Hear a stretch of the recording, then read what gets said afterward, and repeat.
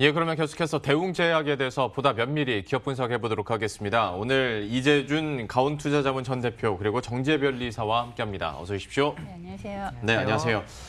대웅제약이 어떤 기업인지 이것부터 한번 설명을 들어보도록 하겠습니다. 좀 쫙 정리를 해주시죠. 네, 알겠습니다. 대웅제약이 의약품 제조 및 판매를 하는 회사라고 보시면 될 것 같고요. 2002년에 대웅에서 이제 인적 분할을 했습니다. 그래서 의약품 제조 회사로 현재 구성이 되어 있고, 의약품 제조 및 판매업을 영위하는 회사들이 한올바이오파마 상장 회사죠. 포함해가지고 총 13개의 회사가 가지고 있습니다. 한올바이오파마 같은 경우에 전년도에 매출이 450억 정도, 영업이익이 45억 정도 발생한 회사다라고 보시면 될 것 같고요. 매출 유형적으로 봤었을 때 제품과 상품으로 해가지고 좀 구분이 됩니다. 지금 출자 구조 그림이 아니라 일단 제품별 매출 유형을 좀 보여주시면 좋을 것 같은데요. 우루사 대표적인 게 이제 우루사가 있고요. 그다음에 임팩타민, 그다음에 올메텍, 가스모틴이라고 해서 총 4가지의 제품 유형이 있습니다. 예. 우루사 같은 경우에는 피로 회복에 많이 쓰이고, 임팩타민은 종합 비타민, 그리고 올메텍은 고혈압 치료제, 그다음 가스모틴은 기능성 소화제로 제품이 구성이 되어 있고요. 상품별로도 4가지 정도로 보시면 되는데, 크레스토, 세바카, 그다음에 넥시운, 알비스 이렇게 좀 보시면 좋을 것 같습니다. 크레스토 같은 경우에는 고혈압 치료제, 그다음에 세바카는 크레스토는 고지혈증 치료제, 그다음에 세바카는 고혈압 치료제, 넥시움은 위염, 알비스는 위궤양 치료제로 이제 현재 사용을 하고 있고, 현재 공장은 향남과 오송에 오송단지에 있습니다. 전체 생산 능력 캐파는 2019년 기준으로 했었을 때 향남 단지는 2,110억 정도 캐파를 지금 규모를 갖고 있고요, 생산 능력을. 근데 오송 같은 경우에는 2,010억 원을 갖고 있어서 총 합산으로 봤었을 때 생산 능력은 4,120억 원의 현재 캐파를 가지고 있습니다. 올해 반기 같았을 때 가동률 자체는 향남 공장은 153%, 풀캐파 이후로 더 들어갔다라고 보시면 될 것 같고요. 예. 오송 공장은 82%의 가동률을 현재 보이고 있습니다. 그리고 대웅제약 같은 경우에는 마곡에 이 센터에 시설 투자를 했는데, 투자 목적이 R&D 파이프라인을 위해서, 기반 조성을 위해서 구축을 했습니다. 투자 예상 금액이 700억 이상이 되고 있고요. 작년 5월부터 2023년 7월까지 현재 투자를 집행하기로 결정을 했습니다. 과거 이 히스토리를 살펴보면은 글로벌 계약 관련돼서 이 보톨리늄, 보톡스 관련돼서 보면은 나보타가 있죠. 나보타가 2013년에 에볼루스를 토대로 미국과 EU, 그리고 캐나다, 오스트레일리아, 남아프리카 등 해서 3억 달러 가까운 계약을 체결했고요. 그다음에 2015년에는 프로마이 바이오메드라는 제품을 해서 멕시코에 1,000만 달러 정도의 육박한 계약 체결을 했습니다. 2018년에는 브라질에 계약을 체결을 했고요. 현재 에볼루스 같은 경우에는 미국과 캐나다는 발매 중인 상태고, EU에서는 현재 품목 허가의 승인 완료된 상태고, 이에 국가에서는 허가를 진행을 하고 있습니다. 그리고 자회사로 있는 한올바이오파마와 안구건조증 치료제인 HL036, 그리고 2020년 1분기에 3-1상을 현재 완료된 상태이고요. 그리고 HL186과 187 면역 항암 치료제인데 현재 후보 물질을 도출하고 있는 상태입니다. 후보 물질이 도출한 이후에 전임상을 가는 부분들이 진행을 하고 있고요. 그리고 대웅 테라퓨틱스와 지금 현재 코로나19 치료제를 현재 공동 개발을 진행하고 있습니다. 예. 대웅제약에 대해서 아주 면밀하게 기업 설명을 해주셨는데, 그중에 이제 코로나19 치료제 개발 현황은 어떻게 되는지 이것도 많은 분들이 궁금하시겠죠. 이거는 정재별 이사께서 한번 정리를 해주시죠. 네, 우선 대웅제약과 자회사인 대웅 테라퓨틱스는 니클로사마이드 성분의 코로나19 치료제를 개발했고, 지난 10월 8일에 임상 1상을 승인받아서 진행 중입니다. 인도, 필리핀에서도 임상 1상이 승인되었고요. 니클로사마이드 같은 경우에는 기존 구충제로 쓰이던 건데요. 이 약이 그냥 그대로 적용되면 체내 흡수율이 낮아서 바이러스 치료가 어렵습니다. 그래서 제형을 변경해서 개발을 했고요. 새로운 제형이 적용된 약이기 때문에 임상 1상, 즉 안전성부터 입증하는 것을 진행하고 있습니다. 참고로 이 니클로사마이드의 경우에는 최근 인플루엔자에 대해서도 항바이러스 효과가 나타나는 것을 확인했습니다. 또 니클로사마이드 외에 대웅제약에서 코로나19 치료제로 임상 승인을 받은 것은 또 있는데요. 주성분 카모스타트인 호이스타정이고요. 기존에는 만성 췌장염 치료제로 쓰이던 약입니다만 지난 7월 코로나19 치료제로 국내 임상 2상을 승인받아서 진행 중입니다. 멕시코에서도 임상 2상에 돌입했고요. 이 경우에는 안전성이 확인돼서 시판 중인 치료제를 적용하는 것이기 때문에 1상은 건너뛰고 곧바로 2상으로 진입을 했습니다. 또 하나 코로나19 줄기세포 치료제를 개발하고 있는데요. 동물 모델에서 항바이러스 효과를 확인하고 인도네시아에서 임상 1상을 승인받아서 진행하고 있습니다. 현재로서는 니클로사마이드, 카모스타트, 줄기세포 치료제 3종으로 코로나19 치료제 개발이 진행되고 있는 것으로 보시면 되겠습니다. 코로나19 개발 현황에 대해서도 쫙 정리를 해줬는데 아마 대웅제약에 대해서 최근에 검색하신 분들은 어떤 코로나19 치료제 얘기보다는 이제 메디톡스와의 보톡스 분쟁으로 아마 기사 더 많이 접하셨을 것 같습니다. 이 소송 전에 배경부터 하나하나 설명을 하면서 그리고 앞으로의 흐름들 전망해 보도록 할 텐데요. 이 소송 전에 배경부터 한번 설명을 해주시겠어요? 네, 지금 대웅제약과 메디톡스는 균주 도용, 균주 절치 가지고 분쟁 중인데요. 예. 이제 출시부터 한번 말씀을 드리면 2006년에 메디톡스에서 메디톡신을 출시를 했고요. 2014년에 대웅제약에서 나보타를 출시했습니다. 2016년에 메디톡스에서는 대웅제약이 균주를 불법으로 취득했다 주장하면서 경찰에 수사를 의뢰했고, 메디톡스 주장에 따르면 메디톡스를 퇴사한 전 직원이 대웅제약으로 이직하면서 기술 문서를 절취해서 대웅제약에 제공했다는 겁니다. 예. 메디톡스는 대웅제약이 공개한 독소의 염기 서열이 모두 메디톡신과 일치하니 균주도용이라고 하고 있고요. 대웅제약은 보툴리눔균은 모두 독소를 생성하고 있고 여기에 관여하는 유전자들은 개체마다 큰 차이가 없기 때문에 균주 출처가 달라도 염기 서열은 일치할 수 있다. 그러니까 도용한 게 아니다라고 반박을 하고 있습니다. 이제 2017년, 2019년 오면서 2017년에는 대웅제약에서 미국 FDA 나보타 품목 허가를 신청했고요. 2019년에 FDA에서 승인을 했습니다. 그래서 메디톡스에서는 2019년에 ITC에 대웅제약을 이제 제소를 했습니다. 그래놓고 지난 7월에 미국 ITC에서는 대웅제약이 메디톡스의 영업 비밀을 침해했다라는 그런 이유로 대웅제약의 10년 수입 금지라는 예비 판단을 내렸는데요. 최근에 ITC의 불공정 수입 조사국이 나보타 수입 금지는 무기한으로 늘려야 된다라는 의견까지도 냈습니다. 최종 판결은 11월 19일로 예정이 되어 있는데요. 나보타 같은 경우에는 기존의 주름 개선 보톡스 외에 최근 경부 근긴장 이상에 대해서 치료제로서 FDA로부터 임상 2승인을 승인받았습니다. 11월 최종 판결이 어떻든 간에 임상은 지속이 가능하고요. 그 얘기를 해주신 것처럼 미국 국제무역위원회 ITC죠. 예, ITC로부터 지금으로서 무기한 수입 금지 의견까지 나온 상황이다 보니까 대웅제약은 대웅제약대로 악재가 나온 상황이고 메디톡스는 서류 조작에 밀수출 의혹까지 지금은 받고 있는 상황인데 그러면 이건 앞으로 좀 어떻게 되겠습니까? 이거를 좀 가늠을 해볼 수 있을까요? 네, 일단 현재 상황 자체가 그 미국 국제무역위원회에서 이 대웅제약이 반대적인 이의 제기를 했죠. 예. 그런 부분들 때문에 이 재검토를 했는데 문제는 이 산하기관 미국 국제무역위원회 ITC 산하기관인 불공정 수입 조사국에서 이 제약 의견에 대웅제약의 의견에서 반박 의견을 냈습니다. 의견서를 제출을 하다 보니까 이 산하 조직에 대한 입김이 좀 크게 작용을 할 수 있을 가능성이 높다고 좀 생각을 하고 있고요. 결국은 그 이유는 뭐냐 앞서 변리사님께서 말씀 주셨던 부분들과 좀 그런 부분들이 일맥상통한 부분들이 있는 것 같습니다. 결국은 메디톡스의 균주 자체가 찾는 게 보톨리늄 톡신에 대한 부분들을 균주 찾는 게 매우 어렵기 때문에 이 부분을 좀 훔쳐서 대웅제약이 진행한 것이 있다라는 부분들이 현재 의견적인 부분이고요. 예비 판결과 현재 이 대웅제약이 지금 앞서서 반박하는 의견은 처음에 제기한 반박 내용과 거의 현재 유사하거든요. 또 별로 달라진 점이 없다라는 점 자체가 조금 불리하게 작용할 수 있을 것이다라고 생각을 하고 있습니다.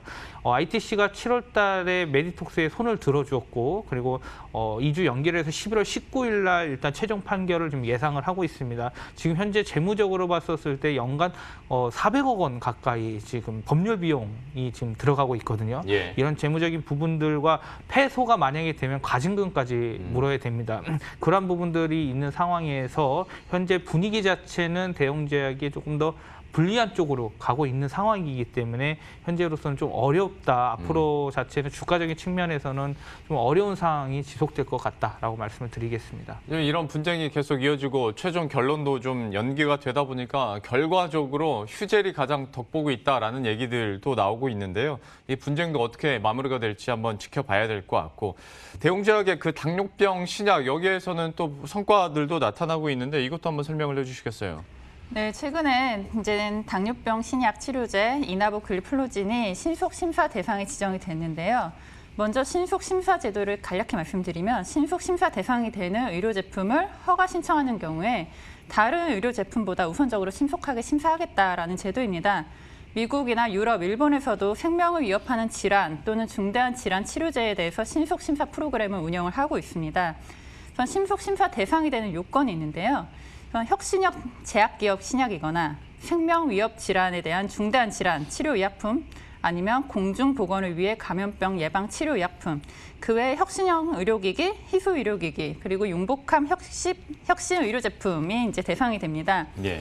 이 요건에 따르면 이제 코로나19 치료제나 백신 같은 경우에는 공중보건을 위한 감염병 예방 치료의 약품으로 긴급성이 인정돼서 신속 심사 대상으로 인정받을 수 있을 거고요. 예. 대웅제약의 경우에는 2019년 혁신형 제약 기업으로 선정이 됐는데요. 이나보글리플로진의 경우에는 혁신형 제약 기업에서 개발하는 국내 신약에 해당돼서 신속 심사 대상이 되었습니다. 이나보글리플로진을 잠깐 설명을 드리면 포도당 제흡수에 관여하는 SGLT2를 억제해서 포도당을 직접 소변으로 배출시키게 하는 당뇨병 치료 신약입니다. 이상까지 기존 약 대비 우수한 효능을 보였고 이나보글리플로진 단독요법 그리고 메트포르민과의 병용요법에서 이제 임상 3상을 동시에 승인받아서 진행 중에 있습니다. 신속 심사 대상으로 지정이 되면요, 다른 의약품에 비해서 우선적으로 심사를 받을 수 있는데 심사 기간이 기존 120일에서 90일로 단축이 됩니다. 그래서 신속 심사 대상이 됐다라고 해서 반드시 허가를 받는다라는 거로 이어지는 것은 아니겠지만 아무래도 2상에서 결과가 좋았기 때문에 3상에서도 좀 무사히 마치고 허가받을 가능성이 높아진다라고 생각은 되고 있고요. 만약 허가가 된다고 하면은 하루라도 빨리 허가를 받아서 시판하는 것이 좋기 때문에 신속 심사 대상이 됐다는 거는 긍정적이라고 볼 수 있습니다. 그러니까 혁신형 제품으로 분류가 되는 그 과정에서도 심사가 있었을 거잖아요. 때문에 여기서 한번 검증이 됐다고 볼 수가 있을 것 같고, 기간 자체도 좀 짧아지다 보니까 분명히 호재일 것 같습니다. 최종 결론이 어떻게 날지도 계속 임상시험 결과 봐야 될 것 같고요. 조금 더 어떤 투자 전략 부분에서 접근을 해보도록 할 텐데, 앞에서도 저희가 화면 통해서 잠깐 나왔습니다마는 대웅제약의 출자 구조 어떻게 되는지 이것도 한번 정리를 해볼까요? 네, 대웅제약은 대웅의 인적 분할을 통해 가지고 만들어진 회사입니다. 대웅이 지주회사이고요. 대웅제약은 이 대웅의 그 자회사, 종속회사다라고 보시면 될 것 같고요. 대웅제약이 앞서 제가 기업 소개를 하면서 13개의 그 종속회사, 자회사를 가지고 있다고 했습니다. 그 안에 우리가 익숙하게 알고 있는 종목은 바로 기업은 한올바이오파마 상장회사고요. 예. 그리고 대웅도 상장회사입니다. 나머지 다 모든 회사들은 비상장회사다라고 보시면 될 것 같고요. 해외 법인에 거의 지분 투자를 많이 해놓은 상태입니다. 해외에서 수출 판로를 위해서 그런 구조들을 좀 만들었다라고 보시면 될 것 같고요. 한올바이오파마를 투자한 부분들은 같이 공동 개발을 해가지고 라이센스 인을 한 부분도 있고 라이센스 아웃을 한 부분도 있거든요. 이런 부분들로 해서 현재 그 기술 신약 개발에 대한 부분들이 공동으로 좀 같이 진행하는 부분들이 있다라고 좀 보시면 될 것 같습니다. 출자 구조에 대해서도 한번 이렇게 정리를 해드렸고, 실적 추이는 그러면 대웅제약 어떻게 됩니까? 네, 대웅제약 실적이 반기적으로 봤었을 때 5,100억 정도 매출이 발생을 했고요. 예. 영업이익은 23억입니다. 순이익은 적자, 5억이 적자가 났는데 이 소송 비용에 따른 부분들이 아무래도 좀 작용이 됐다라고 좀 생각을 하고 있고요. 네. 3분기 매출 추정치는 현재 2,270억 보고 있고 영업이익은 12억을 예상을 하고 있습니다. 그래서 종합적으로 연간 매출액은 가이던스 자체는 매출액 9,600억, 영업이익을 270억 정도 보고 있는데요. 2020년 나보타의 수출 실적이 원래 기존에 560억 원이 컨센서스였습니다. 예. 근데 현재 지금 미국 이 이슈가 발생을 함에 따라서 지금 당장에 이 수출을 하지를 못하니까 그런 부분들 자체가 눈높이가 하향이 돼서 실적 자체를 250억까지 현재 낮추고 있는 상태고요. ITC 소송 결과에 따른 불확실성이랑 그런 코로나19 장기화에 따라서 미국 성형 시장 자체가 수요가 위축이 되었습니다. 그런 부분들이 연간 매출에서 좀 좋지 않게 나올 부분들이다. 이 나보타 부분에서 좀 말씀을 드리는 거고요. 예. 그리고 나보타 이외의 이 ETC 부분, 전문 의약품 부분에서는 현재 정상화가 잘 되고 있습니다. 3분기를 봤었을 때 사상 최대 실적을 좀 기록할 것으로 보고 있고 매출은 1,800억 원 이상을 생각하고 있고요. 그리고 일반 의약품 OTC 쪽에서도 영양제 수요가 증가로 인해 가지고 300억대 매출을 기대하고 있습니다. 특히 그 고함량 비타민제인 임팩타민 매출이 연매출 한 400원까지 지금 나올 것으로 보고 있는데 굉장히 그 고무적으로 좀 증가를 하는 부분들이 나오고 있고요. 그다음에 미국의 캐나다나 태국, 브라질 나보타에는 현재 수출이 진행을 하고 있기 때문에 나보타가 수출 개최로 인해서 한 50억 이상이 좀 매출이 나올 것으로 좀 보고 있습니다. 코로나19를 지나가면서 분명히 임팩타민으로서의 수요도 좀 는 게 사실일 것 같고 연매출 400억 원 돌파 예상까지도 얘기를 해주셨는데 듣다 보니까 한 가지 궁금한 점이 그 3분기 매출이 2,270억 원인데 영업이익이 12억 원 전망되잖아요. 네. 이건 거의 영업이익을 제대로 못 내고 있는 그렇죠. 건데 그게 가장 큰 영향을 준 부분이 어디라고 보시는 겁니까? 저는 일단 뭐 그 가장 중요한 유형자산 삼각한 재고자산 삼각한 부분들도 있고요. 그리고 현재 갖고 있는 나보타에서 재무비용 관련된 부분들이 많이 나가게 돼서 현재 소송 비용 자체 법률 비용이 많이 나가게 따라서 이익에서 많이 훼손을 하고 있다라고 생각을 하고 있습니다. 그 이익 훼손 부분에 대해서는 좀 계속 쫓아가 봐야 될 것 같습니다. 워낙 유명한 제품들이 많다 보니까 매출은 많이 늘어나는데 영업이익률이 좀 좋아지기를 한번 바라봐야 될 것 같고요. 대웅제약 특허 보유 현황도 한번 체크해 보도록 하겠습니다. 이쪽 상황은 어떻습니까? 네, 한번 국가별 분포부터 보겠습니다. 한국 약 60% 정도를 가지고 있고요. 그 외에 미국, 유럽, 중국, 일본, 인도, 러시아 등 다양한 국가에 분포되어 있습니다. 아마 나보타의 해외 진출도 어느 정도 반영이 되어 있다고 볼 수 있을 것 같고요. 연도별 동향을 보시면요. 특허 출원 역사가 오래된 만큼 이제 근육질환, 당뇨병, 고지혈증, 피부 발진, 진통제, 항암제 등 이런 여러 치료제, 약물의 흡수를 향상시킨 제형 개발에 대한 특허들을 많이 보유를 하고 있습니다. 이제 지속적으로 증가세를 나타내고 있고요. 최근에 보면요, 2019년에는 제형 개발을 좀 다수 진행을 했습니다. 예를 들면 스맥타이트 현타액 개발 같은 경우에는 식감과 환자 순응도를 증가를 시켰고요. 2020년에는 니클로사마이드 신규 제형에 관한 코로나19 치료제, 인플루엔자 치료제 특허 출원을 진행했습니다. 또 고혈압 및 고지혈증 치료제, 근육질환 치료제, 당뇨나 고지혈증 치료에 있어서 복합제 개발이 또 계속 이루어지고 있습니다. 나보타 관련해서는 대웅제약에서 가지고 있는 특허들 중에서 한 3% 정도로 나타나고 있고요. 한국, 미국, 유럽, 인도, 타이완 이런 곳에서 분포되어 있습니다. 대웅제약 같은 경우에는 전체적으로 파이프라인을 기초로 해서 특허를 지속적으로 확장하고 있는 것으로 나타나고 있습니다. 예. 자, 일반 제조업이면 어떤 특허에 요즘 집중하고 있느냐 앞으로 전망을 해볼 텐데 대웅제약이야 워낙 뭐 제품군도 많고 하고 있는 사업들이 많다 보니까 좀 어떤 특허의 종류들도 참 여러 가지로 분포가 돼 있는 것 같습니다. 지금 현황까지 살펴드렸고요. 마지막으로 그러면 어떤 투자 측면에서 주가의 흐름들이나 전략은 어떻게 짜는 게 좋을까요? 네, 일단 그 대웅제약이 최근에 또 장기 차입금 증가, 회사채 관련된 부분들 차원을 해야 되다 보니까 900억 원을 또 발행했습니다. 예. 재무적으로 현재 좋지 않다라는 상황이 지금 그게 표시가 됐다라고 생각을 하고 있고요. 주가적인 좀 측면을 봤었을 때 어제 이제 이 ITC 관련된 이슈로 인해서 악재로 인해서 좀 크게 좀 빠졌죠. 8% 정도에 좀 빠졌습니다. 외국인이 5억 정도 물량을 출회를 했는데 밑에서 받아주는 물량들이 없으니까 매수 호가가 너무 공백이 나타나다 보니까 예. 작은 물량으로도 시가총액이 1조 원 되는 1조 600억 되는 회사인데 이 적은 물량으로도 좀 크게 빠지는 경향이 있다. 그러니까 아래서 받쳐주는 물량들이 현재 없다라는 공백이 지금 나타났다라고 생각을 하고 있으면 될 것 같고요. 투자 동향을 좀 살펴봤었을 때는 현재 그 누적적으로 3개월을 봤었을 때 일단 외국인이 한 151억 정도 물량 출회를 했고요. 그다음 기관에서 140억 정도 이제 물량을 좀 매도를 했습니다. 그때 7월 27일 날 주가가 한 11만 원 수준이었거든요. 근데 지금 현재 주가 수준이 9만 1,000원 수준. 그래서 외국인과 기관 매도 물량으로 인해서 주가가 좀 많이 빠졌다라고 생각을 하고 있고요. 거기에 이제 개인만 현재 315억 정도.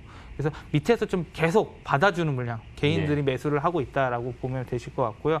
대웅제약 관련된 부분들은 아무래도 이 보톡스 이슈로 인해서 이 판결 전까지는 이 투심이 회복되기는 굉장히 어려울 것 같습니다. 다른 부분에서 매출이 선방을 하고 있지만 이 미국 시장에 대한 이 보톡스 시장 규모는 굉장히 크기 때문에 여기서 만약에 좋지 않은 결과가 나타났을 때는 추가적으로 과징금에 대한 부분들로 인해서 실적 손실이 또 나타날 수 있다라는 부분들이 발생할 수 있거든요.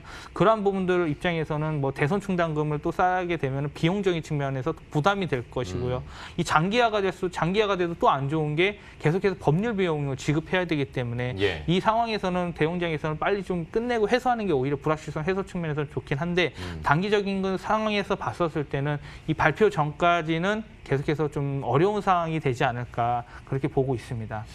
그러니까 일회성 비용이 다회로 계속 나오다 보니까 당연히 영업이익은 안 나올 수밖에 없고 여기에 대해서 모멘텀으로 생각했던 그것조차도 지금 변수로 체크가 되다 보니까 주가도 계속 힘이 빠지고 있는데요. 외국인과 기관의 동반 매도세 그리고 저가에서 개인들만 조금씩 사 모으고 있다라는 부분까지 저희가 주가 흐름 짚어드렸습니다. 오늘 대웅제약에 대해서 기업 분석해드렸고요. 정재별리사 그리고 이재준 가온투자자문 전 대표와 함께했습니다. 오늘 말씀 고맙습니다. 네, 감사합니다. 그럼 저희도 여기서 인사드리도록 하겠습니다. 식사 맛있게 하시고요. 저희들은 내일 이 시간에 또 새로운 전략과 이슈들 들고 다시 찾아뵙도록 하겠습니다. 시청해주신 여러분 고맙습니다.